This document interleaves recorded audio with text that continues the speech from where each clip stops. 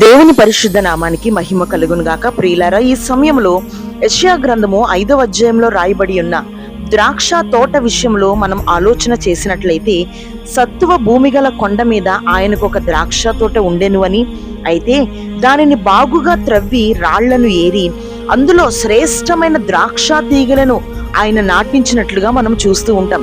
అయితే యెషయా 27వ అధ్యాయంలో మనం చూసినట్లయితే, దేవుడు దానిని కాపాడుతున్నట్లుగా, దివారాత్రము దాని మీదకి ఎవడునూ రాకుండానట్లుగా ఆయన దాని చుట్టూ ప్రాకారము వేసినట్లుగా మనం చూస్తాం.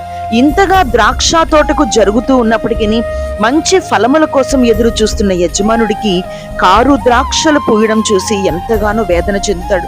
ఒకసారి ఆలోచించండి ప్రియ దేవుని ప్రజలారా, అనేక మార్లు దేవుడు నిన్ను నన్ను తప్పించి ఆయన రెక్కల చాటున సంఘమును కాపాడుతూ భద్రపరుస్తూ, ఏ రోగము నీ దరికి రాకుండా, ఏ తెగులు నీ గుడారమును తాకకుండా, శత్రువు నిన్ను ముట్టకుండా ఒక ఎత్తైన ప్రాకారముగా ఆయన నిన్ను ఆవరించి కాపాడుతూ భద్రపరుస్తూ ఉంటే, ఆయన కోసం మంచి ఫలములు ఫలించాల్సిన నీవు కారు ద్రాక్షలు కాయడం ఎంత అన్యాయము కదా.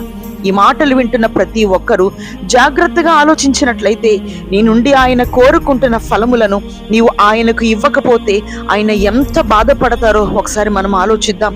నీ దేవుడిని బాధ పెట్టేవారుగా నీవు ఉంటే అది నీకెంత మాత్రము క్షేమకరము కాదు అని ప్రభు ఈ పూట మాట్లాడుతున్నాడు.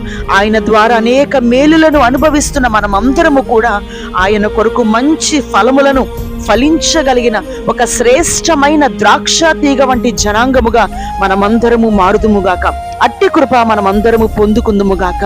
ఆమేన్.